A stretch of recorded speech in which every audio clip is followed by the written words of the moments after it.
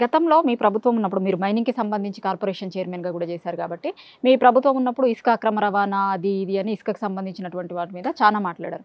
ఇప్పుడు కాంగ్రెస్ గవర్నమెంట్ వచ్చిన తర్వాత ఇసుక మీద ఏమన్నా ఆదాయం రెట్టింపైందా? మీకేమన్నా అట్లాంటి ఇన్ఫర్మేషన్ అయినా ఉందా? మీరు గతంలో చేసినటువంటి ధర 3 రెట్లు అయిందండి. అప్పుడు ఆదాయం కూడా పెరగాలి కదా, ఆదాయం పెరగాలి అంటే యాన్యువల్ గా. ఒకటి ఏంటంటే కేసీఆర్ గారు పెట్టిన సిస్టమ్ లో ఆదాయం ఖచ్చితంగా వస్తుంది. మొత్తం ఆన్లైన్ జరిగేదంతా కూడా ఆన్లైన్.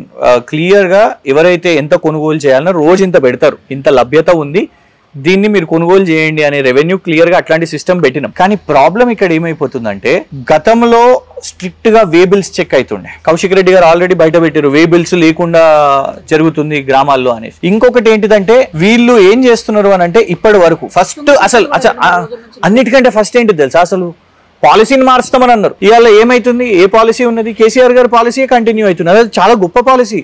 మేము ఉన్నప్పుడు ఉత్తరప్రదేశ్ ప్రభుత్వం వాళ్ళు వచ్చారు, దానికంటే ముందు మేము లేకముందే నవజోత్ సింగ్ సిద్ధు గారు కాంగ్రెస్ లో మంత్రిగా పనిచేసారు, ఆయన పిసిసి అధ్యక్షుడు ఉండే, ఆయన వచ్చి ఇక్కడ నేర్చుకొని చాలా గొప్పగా ఉన్నది అని అన్నారు. కానీ ఇవాళ ఏంటిది అని అంటే వాళ్ళ పరిస్థితి ఇవాళ వే బిల్స్ లేకుండా ఎక్కడికక్కడ కొత్తవి ఇంకా రీచులు ఇవ్వకుండా ఇష్టం వచ్చినట్టు ఎక్కడికక్కడ ఎవరు పడితే వాళ్ళు తవ్వుకుంటున్న పరిస్థితి. ఇసుక మట్టి ఇవన్నీ కూడా ఇవాళ వరకు వాళ్ళు ఒక బోర్డు సమావేశం కూడా పెట్టుకోలే.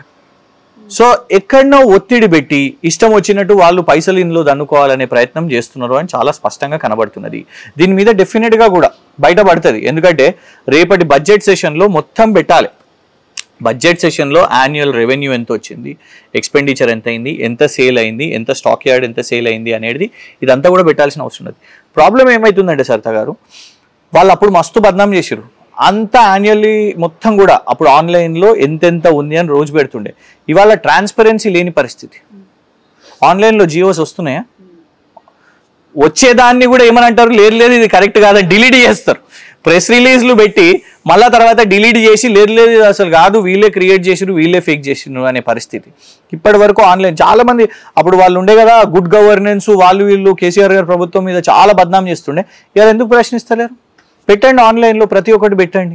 అవి పెట్టకుండా మీరు ఉట్టిగానే బురద జల్లాలి అనేది ఏం చర్యలు తీసుకున్నారు చెప్పండి. అన్నిటికంటే ఇంపార్టెంట్, లారీస్ సీజ్ అయినప్పుడు అప్పట్లో టీఎస్ఎండిసి మా అథారిటీ ఎట్లుంటుండే అంటే కింద స్థాయి వాళ్ళు, రెవెన్యూ వాళ్ళు కానివ్వండి, పోలీస్ డిపార్ట్మెంట్ కానివ్వండి, వీళ్ళు సీజ్ చేసిన తర్వాత మాకు పంపిస్తే ఆ లారీస్ని బ్లాక్ లిస్ట్ చేస్తాం. బ్లాక్ లిస్ట్ చేసి దాదాపు నెల రోజులో 2 నెలలో అట్లా ఒక వ్యవధిలో వాళ్ళకి పనిష్మెంట్ ఉంటుంది మళ్ళీ వ్యాపారం చేయకుండా. ఆన్లైన్లో ఆ లారీ ఇంకా పోయి ఇసుక ఎత్తలేదు, బ్లాక్ లిస్ట్ ఉంటుంది. కానీ ములుగులో ఆ సంఘటన మొత్తం క్లియర్గా అర్థమైపోయింది. నెల రోజులకే సీతక్క గారి ఇన్వాల్వ్మెంట్ అందులో ఉందని అన్ని మీడియా వాళ్ళు రాశారు. 6 లారీలను సీజ్ చేసింది అనే విషయం, 6, 11 అది ఒక్కొక్కరు ఒక్కొక్క సంఖ్య ఇచ్చారు. మీడియా వాళ్ళందరూ రాశారు కదా లారీలు సీజ్ అయినాయి. సీజ్ అయిన లారీలు పోలీస్ స్టేషన్ నుంచి ఎట్లా పరారైతాయి? దాని మీద ఎందుకు ముఖ్యమంత్రి గారు మాట్లాడలేదు? ఎందుకు దాని మీద మరి యాక్షన్ తీసుకోలేదు? ఎవరు ఒత్తిడి వల్ల, ఎవరి కార్యాలయం నుంచి, ఏ మంత్రి గారి కార్యాలయం నుంచి ఫోన్ వస్తే ఆ లారీలను, ఎందుకంటే ఆ లారీలు పోనీ టీఎస్ఎండిసి లిస్ట్లో అవి ఉన్నాయా, బ్లాక్ లిస్ట్ అయినా అంటే లేదు. అది కాకముందే, ఈ ప్రొసీజర్ కాకముందే ఆ లారీలను బగాయించేసారు. దాంతోనే అర్థమైపోయింది ఇసుక మాఫియా రేవంత్ రెడ్డి గారి ప్రభుత్వంలో బ్రహ్మాండంగా వాళ్ళు నడిపిస్తున్నారు అని తెలిసిపోయింది.